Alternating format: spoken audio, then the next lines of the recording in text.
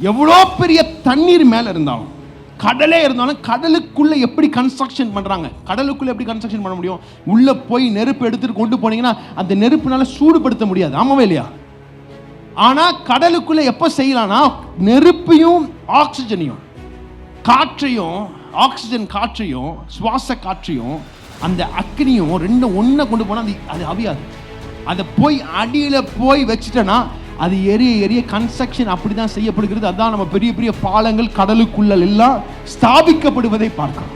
அல்லேலூயா. அதனால தான் வேதவசனம் சொல்லுகிறது, வெள்ளம் போல் சத்து வரும் பொழுது ஆவியானவர் உள்ள அக்னி போல எரிந்து கொண்டே இருப்பார். நம்ம மேல வெள்ளமே வந்தாலும் நமக்குள்ள இருக்கிற அக்னி அணையக்கூடாது. ஒரு ஆமென் சொல்லுவீங்களா? அதனால தான் அப்போஸ்தலர் நடவடிக்கை 2ஆம் அதிகாரத்தில் இங்க பாருங்க, சயின்டிஸ்ட்ல இப்பதான் கண்டுபிடிச்சாங்க, அப்போ எழுதப்பட்டிருக்கிறது, அந்த இடத்துல காற்று வந்ததாம், பின்பு 2வது அக்னி வந்தது. காற்றையும் அக்னியும் தேவன் மேல் விட்டு அறையில் அனுப்பினார். ஏனென்றால் அவங்க அவியக்கூடாது.